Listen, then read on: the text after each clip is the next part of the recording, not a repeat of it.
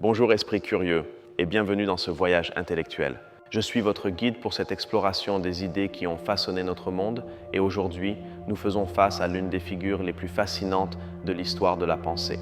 Un homme qui a eu entre ses mains le destin du monde connu. Imaginez l'homme le plus puissant de la planète.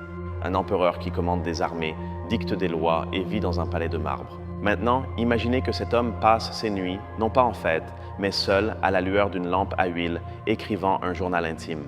Un journal rempli de doutes, de peurs et d'un effort désespéré pour être un homme bon.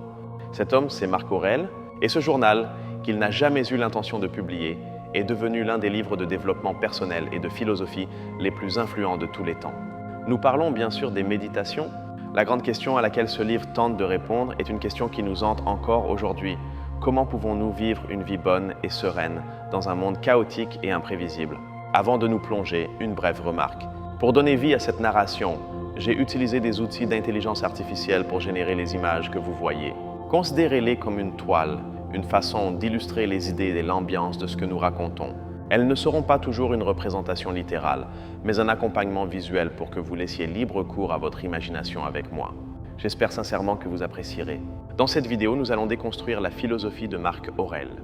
Nous ne verrons pas seulement ce qu'est le stoïcisme, mais comment lui, l'empereur philosophe, l'a utilisé comme un outil pratique, un art de vivre, pour affronter la guerre, la peste et la trahison.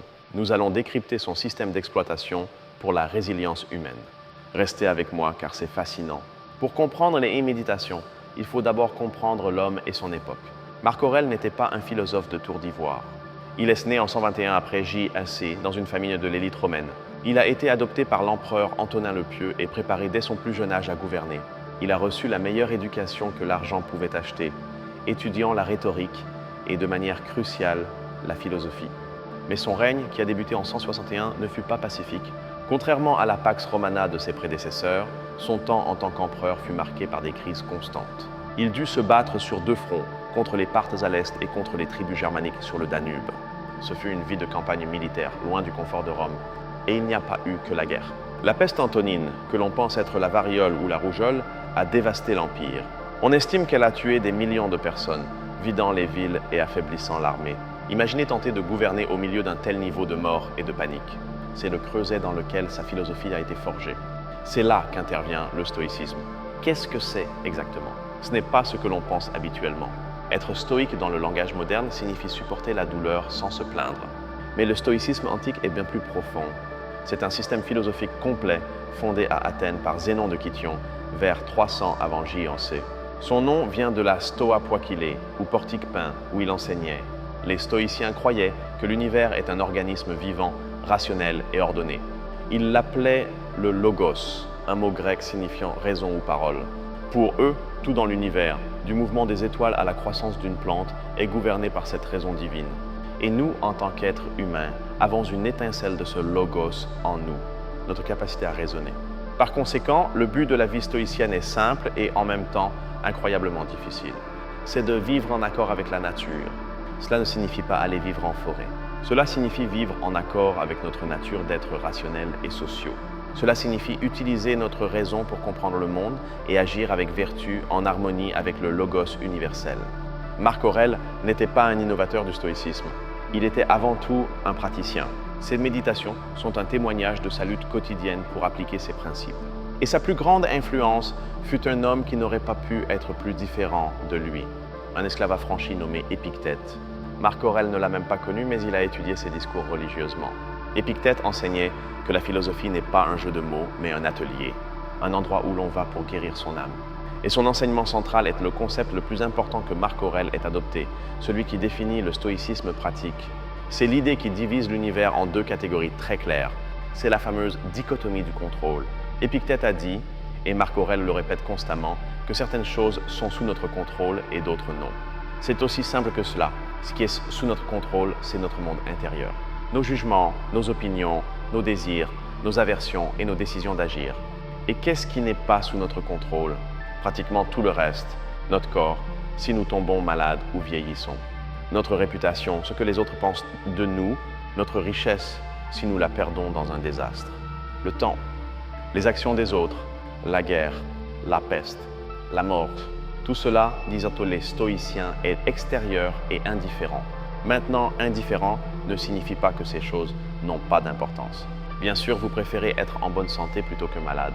Ce que cela signifie, c'est que ces choses sont indifférentes à votre vertu et à votre bonheur. Le bonheur, ou eudémonia en grec, ne provient pas de l'obtention de choses extérieures. Il provient uniquement de l'exercice de la vertu et de la raison, qui est la seule chose que nous contrôlons. La majeure partie de notre malheur, argumente Marc Aurèle, provient du désir que les choses que nous ne contrôlons pas soient différentes. Nous nous fâchons parce qu'il y a du trafic. Nous sommes déprimés parce que quelqu'un ne nous traite pas bien. Nous nous angoissons à cause de l'économie. Nous exigeons en fait que l'univers se plie à nos désirs. Et l'univers, tout simplement, ne fonctionne pas ainsi. Le stoïcien, en revanche, concentre 100% de son énergie sur ce qu'il peut contrôler, ses réactions, ses jugements, ses actions. Si je suis coincé dans les embouteillages, je ne peux pas contrôler le trafic. Mais je peux contrôler si je crie et me frustre, ou si j'utilise ce temps pour écouter un podcast ou simplement pratiquer la patience. Ce choix est mon pouvoir. Marc Aurèle se le rappelle encore et encore dans les méditations. Il écrit « Tu as le pouvoir sur ton esprit, non sur les événements extérieurs. Rends-toi compte de cela et tu trouveras la force. » Ce n'est pas un livre qu'il a écrit pour nous. C'est un journal qu'il a écrit pour lui-même, pour se rappeler ses principes dans la boue froide du front de bataille en Germanie. Cette idée de la dichotomie du contrôle nous mène au deuxième pilier de sa pratique. Je l'appelle la discipline de la perception. Marc Aurèle a compris que ce ne sont pas les événements qui nous perturbent, mais nos jugements sur ces événements. C'est une idée que la moderne thérapie cognitivo-comportementale, ou TCC, a faite sienne. Mais Marc Aurèle la pratiquait il y a 2000 ans. Il écrit « Si tu es affligé par quelque chose d'extérieur, ce n'est pas la chose qui te trouble, mais ton propre jugement à son égard. Et il est en ton pouvoir d'effacer ce jugement à l'instant même. » Pensez à quel point c'est radical. Si quelqu'un vous insulte, l'insulte en soi n'est qu'un son. C'est votre jugement. C'est terrible. On m'a manqué de respect, qui cause la douleur. Vous pouvez choisir de ne pas accepter ce jugement. Il pratiquait un exercice que l'on pourrait aujourd'hui appeler déconstruction ou description objective. Quand il était tenté par un mets luxueux, il se disait « Ceci c'est le cadavre d'un poisson, ceci est le cadavre d'un oiseau ». Quand il voyait un vin cher, il se rappelait « Ceci n'est que du jus de raisin fermenté ». Et l'objectif n'était pas d'être un rabat-joie. L'objectif était de dépouiller les choses de la valeur ajoutée que notre esprit leur projette, de leur enlever la peur ou le désir et de les voir telles qu'elles sont réellement. De les voir objectivement comme les verrait le Logos. Les choses elles-mêmes ne touchent pas l'âme, écrivait-il. Seuls nos jugements intérieurs. Imaginez appliquer cela à l'anxiété. Quand vous vous inquiétez pour l'avenir, qu'est-ce que c'est? C'est un jugement sur un événement qui n'est pas encore arrivé et qui probablement est hors de votre contrôle. Le stoïcien s'arrête et dit « Que se passe-t-il maintenant? En cet instant précis, est-ce que ça va? » Oui. Alors, je vais me concentrer sur cet instant. Cette discipline de la perception nous donne le pouvoir de créer un espace entre le stimulus et la réponse. Dans cet espace, dit le neurologue Viktor Frankl, un survivant de l'Holocauste qui s'est inspiré des stoïciens, réside notre liberté, la liberté de choisir notre réponse. C'est la citadelle intérieure de Marc Aurèle. Le monde extérieur peut être un chaos. La peste peut faire rage, les barbares peuvent être à la porte, les gens peuvent vous trahir, mais votre citadelle intérieure, votre esprit rationnel, votre capacité à choisir la vertu, cela est intouchable. L'âme se colore de la couleur de ses pensées. Par conséquent, prenez soin de vos pensées. Ceci nous amène à la deuxième discipline, la discipline de l'action. Si la première discipline concerne nos jugements internes, celle-ci traite de la manière dont nous agissons dans le monde. Et ici, le stoïcisme se révèle non pas comme une philosophie passive, mais comme une philosophie de service. Rappelez-vous, pour les stoïciens, nous sommes des êtres sociaux par nature. Nous sommes là pour nous entraider. Marc Aurèle se rappelait constamment que son travail d'empereur n'était pas pour sa propre gloire, mais pour le bien commun. Ce qui n'est pas bon pour la ruche, écrivait-il, n'est pas bon pour l'abeille. C'est ce qu'on appelle la sympatheia. L'idée que nous faisons tous partie d'un seul organisme, le cosmos. Nous sommes membres d'une seule communauté, la cosmopolis, ou cité du monde. Le mal fait à autrui est, en fin de compte, un mal fait à soi-même. Nous sommes comme les pieds, les mains ou les paupières, conçus pour travailler ensemble. Ainsi, chaque action doit être jugée selon ce critère. Est-ce vertueux? Cela sert-il le bien commun? Sinon, ne le faites pas. Le stoïcisme ne vous donne pas la permission de vous retirer du monde. Il vous exige de vous impliquer, mais de vous impliquer avec le bon objectif. Non pas pour gagner gloire ou richesse, qui sont indifférentes, mais pour faire votre travail, pour être utile. Et c'est là que Marc Aurèle a l'une de ses idées les plus célèbres et les plus pratiques. Comment gérer les personnes difficiles? C'est quelque chose avec quoi nous luttons tous. Son conseil était brillant. Il l'écrit comme une méditation matinale, une façon de se préparer pour la journée. Il se dit à lui-même, « Aujourd'hui, je rencontrerai des gens intrusifs, ingrats, arrogants, malhonnêtes, jaloux et de mauvaise humeur. Ils sont ainsi parce qu'ils ne peuvent distinguer le bien du mal. C'est la clé. Ils ne sont pas mauvais. Ils sont ignorants. Ils ont confondu ce qui est bon, la vertu, avec ce qui est indifférent, l'argent, le pouvoir, le plaisir. Par conséquent, vous n'avez pas le droit de vous fâcher contre eux, de même que vous ne vous fâchez pas contre un arbre, parce qu'il ne donne pas de fruits en hiver. C'est leur nature, basée sur leur ignorance. Votre travail, dit-il, n'est pas de les haïr, mais de travailler avec eux. Nous ne pouvons blâmer les gens d'être ce qu'ils sont, écrit-il. Nous devons être tolérants les uns envers les autres et nous souvenir que nous avons été faits pour coopérer. Cette perspective transforme la colère en pitié et la frustration en un appel au devoir. Votre devoir est d'être la seule personne rationnelle dans la pièce. Ne pas laisser leur vice infecter votre vertu. La meilleure vengeance, écrit-il avec célébrité, est de ne pas être comme votre ennemi. Nous avons donc la discipline de la perception, contrôler nos jugements, et la discipline de l'action, agir pour le bien commun. Cela nous amène à la troisième et dernière discipline qui lie le tout. La discipline de la volonté, ou comme je l'appelle, la discipline de l'acceptation. Cette discipline s'occupe des choses qui sont hors de notre contrôle. La guerre, la peste, la mort d'un être cher, la trahison d'un ami. Comment réagissons-nous face à la vraie catastrophe? La réponse stoïcienne n'est pas la résignation passive. C'est quelque chose de beaucoup plus fort. C'est la amor fati, une phrase latine popularisée par Nietzsche mais qui encapsule parfaitement l'idée stoïcienne. Cela signifie amour du destin, non seulement tolérer ce qui arrive, non seulement l'accepter, mais l'aimer, l'embrasser comme si vous l'aviez choisi vous-même. Pourquoi? Parce que, pour le stoïcien, tout ce qui arrive est le produit du logos, de la raison universelle. L'univers sait ce qu'il fait, même si vous ne le comprenez pas. Marc Aurèle le dit ainsi, « Tout ce qui t'arrive t'a été tissé depuis le commencement des temps. Votre maladie, votre perte, votre difficulté, tout fait partie de la tapisserie du cosmos. Y résister est inutile et ne cause que de la souffrance. C'est comme un chien attaché à un chariot. Il peut courir avec le chariot ou être traîné par lui. Le chariot ira au même endroit de toute façon. Mais c'est plus que ça. Ce n'est pas seulement de l'acceptation, c'est une opportunité. Les stoïciens avaient une merveilleuse métaphore, celle du feu. Un feu grand et brillant. Tout ce que vous y jetez, il le consume. Des branches sèches, du bois mouillé, même des ordures. Le feu prend tout et le transforme en plus de flammes, plus de chaleur et plus de lumière. Votre logos, votre raison, doit être comme ce feu. L'obstacle qui se dresse sur votre chemin devient le chemin. L'empêchement à l'action, écrit Marc Aurèle, fait avancer l'action. Ce qui fait obstacle devient le chemin. Quelqu'un vous a trahi? C'est une occasion de pratiquer le pardon. Vous vous êtes cassé une jambe? C'est une occasion de pratiquer la patience. Vous êtes au milieu d'une épidémie? C'est une occasion de pratiquer le courage et le service. Et c'est peut-être l'idée la plus puissante de tout le stoïcisme. Elle transforme chaque événement négatif de la vie d'une victime en un agent.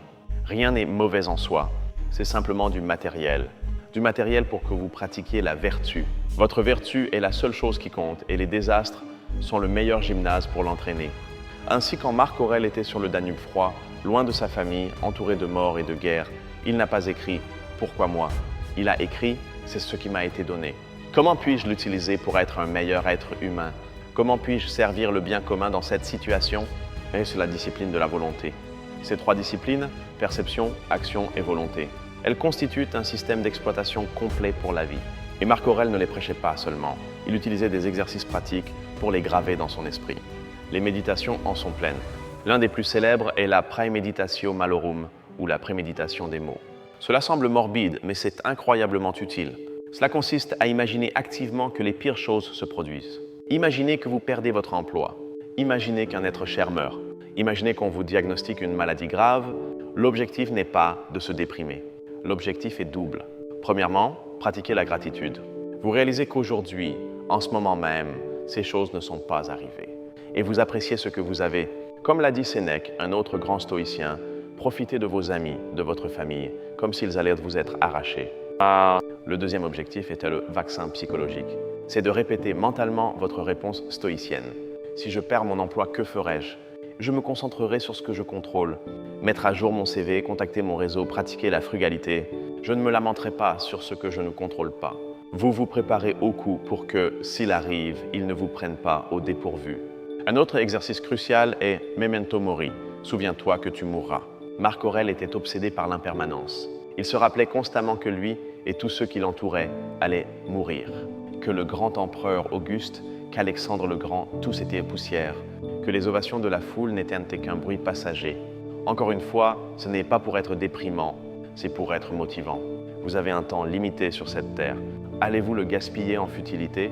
Allez-vous le gaspiller à vous énerver contre quelqu'un sur Internet? Allez-vous le gaspiller à courir après la gloire ou la richesse que vous ne pourrez pas emporter? Tu pourrais quitter la vie maintenant, s'écrie-t-il.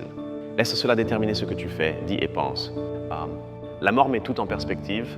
Elle vous libère de la tyrannie de l'opinion d'autrui. Qu'importe si quelqu'un n'aime pas ce que vous faites, ils vont mourir. Vous allez mourir. La seule chose qui importe est la vertu. Avez-vous agi avec justice, avec courage, avec tempérance, avec sagesse? C'est la seule chose que personne ne peut vous enlever et la seule chose qui a une valeur réelle. Un troisième exercice est la vision d'en haut. Marc Aurèle s'imaginait flottant au-dessus de Rome, puis de l'Europe et enfin de toute la planète. Il voyait toute l'humanité, avec ses guerres triviales, ses petites anxiétés, ses amours et ses haines, le tout depuis une perspective cosmique. Le monde entier, écrivait-il, n'est qu'un point. Cet exercice écrase l'ego. Il vous fait réaliser à quel point vos problèmes sont petits dans le grand ordre des choses. Il vous connecte à la sympathia, au fait que nous sommes tous ensemble sur ce petit rocher bleu. Il vous donne de la perspective. Cette dispute que vous avez eue, cette rancune que vous gardez, vue de l'orbite, c'est simplement absurde. C'est la boîte à outils. Perception objective, action pour le bien commun, acceptation du destin, préméditation du désastre et la conscience constante de la mort et de la perspective cosmique. C'est le système que Marc Aurèle utilisait chaque jour, non pas pour être un philosophe au sens académique, mais pour être un bon être humain. Maintenant, il est important de faire une pause. Ce système est puissant, mais Marc Aurèle n'était pas un saint. C'était un homme, et il y a des critiques légitimes à l'égard de son règne et de sa philosophie que nous devons aborder pour avoir une vision complète. Le stoïcisme n'est pas une panacée, et son praticien le plus célèbre n'était pas parfait. La première critique est celle de la passivité. Le stoïcisme, avec son insistance sur l'acceptation, ne nous rend-il pas passifs face à l'injustice? Si tout est destin, pourquoi s'embêter à changer quoi que ce soit? C'est une mauvaise interprétation courante. Rappelez-vous la discipline de l'action. Nous sommes obligés d'agir pour le bien commun. Le stoïcien n'accepte pas l'injustice. Il accepte l'existence de l'injustice comme un fait du monde externe. Mais son action interne est de la combattre. Marc Aurèle n'est pas resté à Rome à méditer pendant que les barbares envahissaient. Il a passé une décennie sur le front de bataille. Il a agi, mais il l'a fait sans haine et sans désespoir, mais avec un sens du devoir. La deuxième critique est plus personnelle et douloureuse. Pendant le règne de Marc Aurèle, il y eut des persécutions de chrétiens. C'est une tache sombre sur son héritage. Comment un homme aussi vertueux et tolérant a-t-il pu permettre cela? Les historiens en débattent. Certains disent là que c'était une décision politique, non personnelle, que les chrétiens étaient considérés comme une secte déstabilisatrice qui rejetait les dieux romains et menaçait l'unité de l'Empire en temps de crise. Il n'y a aucune mention des chrétiens dans les Méditations. Il est probable que Marc Aurèle, le philosophe, les voyait comme un groupe de fanatiques irrationnels dont la recherche du martyr était une forme d'exhibitionnisme théâtral, l'opposé de la mort rationnelle et digne d'un stoïcien. C'est un angle mort tragique. Cela démontre que même l'homme le plus sage est limité par son temps et sa culture. Et puis, il y a la critique finale, son fils, Commode, l'homme qui lui a succédé comme empereur. Si vous avez vu le film Gladiator, vous savez de qui nous parlons. Commode était, à presque tous égards, l'opposé de son père. Vaniteux, cruel, mégalomane et un tyran terrible. Son règne marqua le début de la fin de l'apogée de Rome. Comment le grand philosophe roi qui a tant écrit sur la vertu a-t-il pu élever un monstre? C'est peut-être la tragédie de la vie de Marc Aurèle. La vérité est qu'il a passé la majeure partie de la jeunesse de Commode sur le front de bataille. Il a tenté de l'éduquer, l'entourant des meilleurs philosophes, mais il a échoué. Au final, cela démontre tragiquement le point central du stoïcisme. Vous ne pouvez pas contrôler les actions des autres, pas même celles de votre propre fils. Vous pouvez leur offrir éducation, exemple et amour. Mais leur citadelle intérieure, leurs choix, leurs jugements leur appartiennent et à eux seuls. Quelle douloureuse leçon finale pour l'empereur. Ces critiques n'affaiblissent pas le stoïcisme, au contraire, elles l'humanisent. Elles nous montrent que ce n'est pas une formule magique pour la perfection. C'est une pratique, une lutte quotidienne. Et le fait que Marc Aurèle ait eu ses échecs et ses angles morts, mais qu'il ait continué à essayer chaque matin, écrivant dans son journal « Lève-toi et fais ton travail », le rend encore plus pertinent pour nous. Alors, quel est l'héritage de ce livre? Il est immense. Les méditations ont disparu pendant des siècles, mais ont refait surface à la Renaissance et n'ont cessé d'être imprimées depuis. Elles ont été le livre de chevet de rois, de présidents, d'artistes et d'entrepreneurs. De Frédéric le Grand à Thomas Jefferson, de Bill Clinton au fondateur de la Silicon Valley. Et son influence la plus importante aujourd'hui se trouve dans la psychologie. Comme nous l'avons mentionné, la thérapie cognitivo-comportementale, TCC, l'un des traitements les plus efficaces pour l'anxiété et la dépression, est directement basée sur l'idée stoïcienne que ce sont nos jugements et non les événements qui causent notre souffrance. Le docteur Aaron Beck, son fondateur, l'a reconnu explicitement. Le stoïcisme de Marc Aurèle est un système d'exploitation pour l'esprit qui est intemporel. À notre ère moderne de chaos, de réseaux sociaux, de polarisation et d'anxiété face à l'avenir, ces conseils sont plus pertinents que jamais. Nous vivons notre propre version du front du Danube. Il nous dit « Concentre-toi sur ce que tu contrôles. Laisse le reste. Maîtrise tes perceptions. Ne te laisse pas emporter par l'indignation ou la peur. Agis avec un but. Sers le bien commun, pas ton ego. Et accepte le destin. Utilise chaque obstacle comme carburant pour le feu de ta vertu. Mais il est crucial de le distinguer du stoïcisme avec un S minuscule. La culture populaire, parfois appelée le broïcisme, a réduit cette philosophie à une simple suppression des émotions et à la recherche du succès personnel. C'est une caricature. Le stoïcisme réel n'est pas de réprimer les émotions, c'est de les reconnaître, de les analyser, sont-elles basées sur un faux jugement, puis de choisir de ne pas se laisser gouverner par elles. Ressentir de la tristesse face à une perte est naturel. Marc Aurèle a pleuré ses enfants. Ce que le stoïcisme interdit, c'est le jugement que ma vie est ruinée et la paralysie qui en découle. Le stoïcien ressent, mais agit avec vertu malgré le sentiment. Et surtout, il ne cherche pas le succès personnel, mais le bien commun. Pour conclure, la beauté des méditations ne réside pas dans le fait que Marc Aurèle ait trouvé toutes les réponses. Elle réside dans l'honnêteté de sa lutte. Ce n'est pas un prophète prêchant du haut d'une montagne. C'est un homme dans une tente froide au milieu de la nuit, luttant contre lui-même pour être meilleur. Luttant contre sa colère, sa paresse, son désespoir. Exactement comme nous, le livre est un rappel que la philosophie n'est pas quelque chose que l'on lit. C'est quelque chose que l'on fait. C'est un verbe. C'est une pratique quotidienne. C'est l'art de vivre. Et Marc Aurèle nous invite à le rejoindre dans cette pratique. Il nous montre son carnet d'exercices et nous encourage à commencer le nôtre. Il nous demande « Que vas-tu faire du temps qui t'a été donné ? Comment vas-tu affronter les obstacles que la vie mettra inévitablement sur ton chemin ? Vas-tu te laisser traîner en te plaignant ? Ou seras-tu comme le feu, prenant tout ce qui arrive et l'utilisant pour briller plus fort, avec plus de vertu et pour le bien de tous ? Ce fut un honneur absolu d'explorer ces idées avec vous. Merci de m'avoir accompagné dans cette analyse de Marc Aurèle et l'art de vivre. Le stoïcisme n'est pas une solution miracle, mais c'est une boîte à outils incroyablement puissante pour naviguer dans la complexité de la vie. Merci de m'avoir accordé votre temps, qui est la seule chose que nous possédions vraiment. Si ce voyage intellectuel vous a apporté de la valeur, pensez à vous abonner à la chaîne. Notre objectif ici est précisément cela, prendre les plus grandes idées de l'humanité et les rendre accessibles et utiles pour la vie moderne. Il y a beaucoup plus à explorer. Et maintenant, j'aimerais entendre votre voix. Quelle idée de Marc Aurèle vous a le plus marqué ? La dichotomie du contrôle ? Le Amor Fati 1 ? Ou la méditation sur les gens difficiles ? Laissez vos réflexions dans la section des commentaires. Lisons et apprenons ensemble.